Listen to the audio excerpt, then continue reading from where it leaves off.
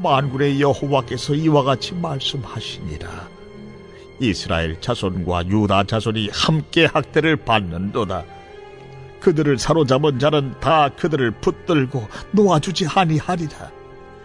그들의 구원자는 강하니 그의 이름은 만군의 여호와라. 반드시 그들 때문에 싸우시리니 그 땅에 평안함을 주고 바벨론 주민은 불안하게 하리라. 여호와의 말씀이니라. 칼이 갈대아인의 위에와 바빌론 주민의 위에와 그 고관들과 지혜로운 자의 위에 떨어지리라. 안녕하세요. 엄진선 목사입니다. 오늘의 아침 묵상을 통해 우리 사랑하는 꿈의 가족 모든 성도분들이 오늘도 믿음 안에서 승리하고 또 특별히 남은 자의 신앙으로 새로운 축복을 누리는 복된 하루가 되기를 예수님의 이름으로 간절히 축복합니다. 저는 개인적으로 지난 주일 말씀을 들으면서 목사님의 말씀 중에 그 한 부분이 유독 제 가슴을 두드렸습니다. 그건 뭐냐면 이제 나라가 멸망해서 아무런 소망도 기대도 품을 수 없는 남유다 백성들을 향해 예레미야 선지자가 회복의 메시지를 선언했죠.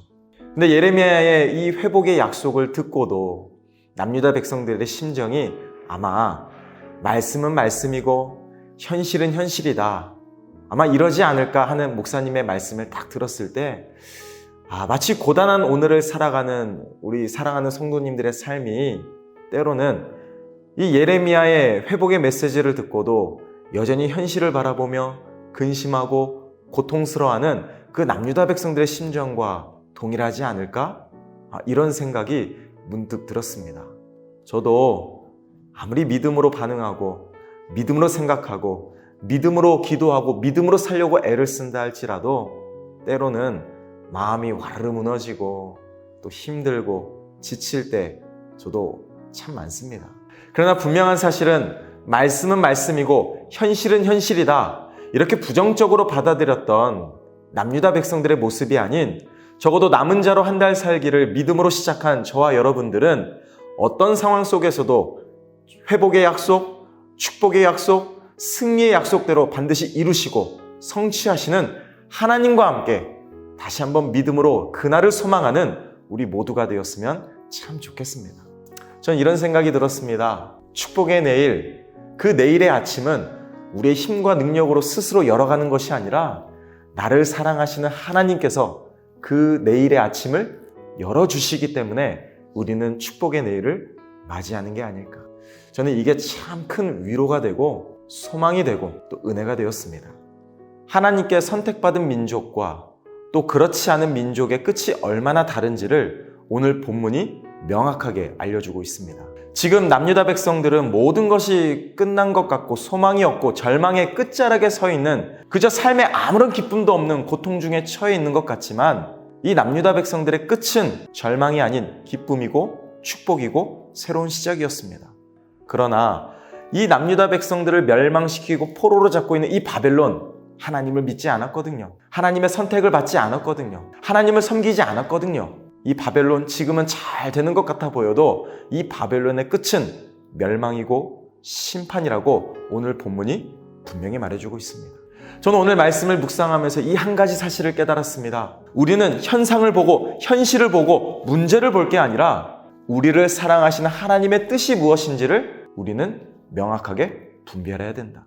내 생각대로 내 끝을 판단하는 것이 아니라 하나님이 나를 어떻게 이끌어 가실지, 하나님이 축복하실 내일을 기준으로 오늘을 살아가는 것이 저와 여러분들이 살아가야 될 삶의 자세가 아닐까, 전 이렇게 생각을 해보았습니다. 남유다 백성들을 향해 약속하신 이 새로운 축복, 누가 약속하셨는가?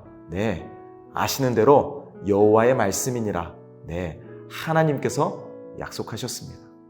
약속을 이루시고 길을 만드시며 반드시 그 약속대로 성취하신 하나님, 그 하나님은 하나님의 뜻대로 반드시 잘 되게 하시는 우리를 사랑하시는 나의 하나님이신 줄로 믿습니다.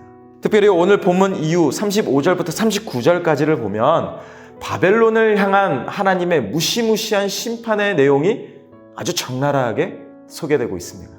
만약에 이런 심판의 메시지가 내 삶을 향해 하나님께서 이루게 하시겠다, 저는 진짜 오금이 저릴 것 같아요. 그런데 동일하게 이 말씀을 읽는 와중에 이런 생각이 문득 들었습니다.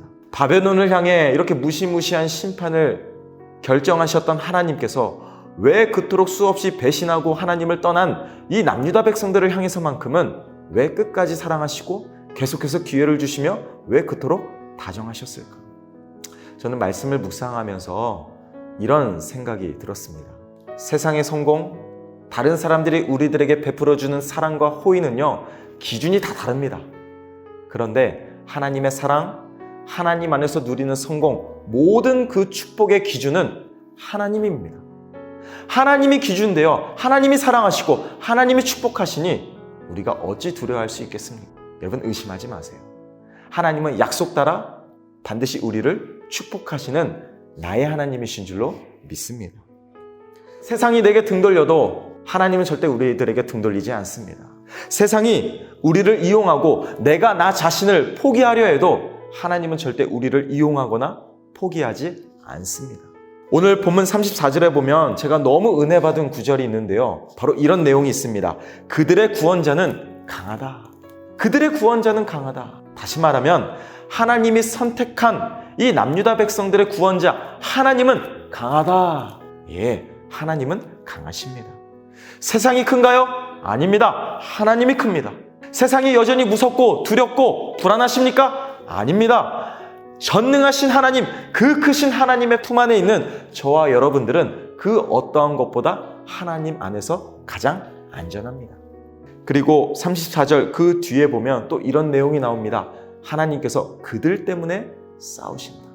그들이 누굴까요? 하나님이 선택하시고 하나님이 사랑하시는 하나님의 자녀들 때문에.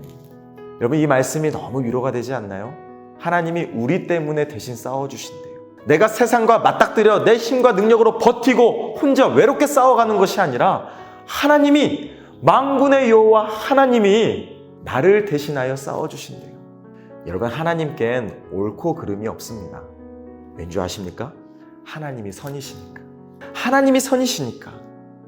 가장 완전하시고 완벽하시며 절대 기준이시고 선 그 자체이신 하나님이 내 편이 되어주셔서 나를 사랑하사 나를 위해 대신 싸워주신다니 어찌 우리가 실패하고 무너지고 망가질 수 있겠습니까? 여러분 잘 될 겁니다. 우리는 반드시 끝이 좋은 사람들입니다. 반드시 승리하게 될 줄로 믿습니다. 우리는 현재보다 미래가 더 기대되는 하나님의 자녀들입니다. 우리는 반드시 끝이 더 좋은 하나님의 자녀들입니다. 무엇보다 우리는 잘 될 수밖에 없는 하나님이 축복하시는 사랑받는 하나님의 자녀들입니다. 저는 오늘 이 설교 끝자락에 이 한 문장으로 저와 여러분들을 위로하고 도전하고 싶습니다. 모든 것이 가능하신 만군의 여호와, 전능하신 하나님, 살아계신 하나님, 그 하나님의 눈에는 여러분밖에 안 보입니다. 저는 저와 여러분들이 어떤 상황 속에서도 믿음의 눈을 들어 나를 끝까지 사랑하시는 하나님의 시선에 우리들의 시선을 고정하고 어떤 어려움과 고통이 있다 할지라도 그 크신 팔로 우리를 붙드셔서 축복의 내일로 인도하시는 하나님의 능력의 손을 의지하여 특별히 이 남은 자로 한 달 살기 이 믿음을 통해 영적 배수진을 치고 하나님과 동행하여 결국 새로운 축복을 누리는 우리 모두가 되시기를 예수님의 이름으로 축원합니다. 함께 기도하겠습니다. 사랑의 아버지 하나님, 이번 남은 자로 한 달 살기를 통해 우리가 하나님 아니면 안 된다라는 그 간절한 믿음을 가지고 우리가 끝까지 믿음으로 승리하고 하나님과 동행하며 하나님을 의지하여 반드시 승리하는 우리 모두가 되게 하여 주시옵소서. 우리는 끝이 좋을 수밖에 없습니다. 잘 될 수밖에 없습니다. 반드시 하나님 안에서 승리를 누리는 우리 모두가 되게 하여 주시옵소서. 감사드리며 예수 그리스도의 이름으로 간절히 기도합니다. 아멘. 안개 속에서 주님을 보내 아무도 없을 것 같던 그곳에서 손 내미셔서 나를 붙드네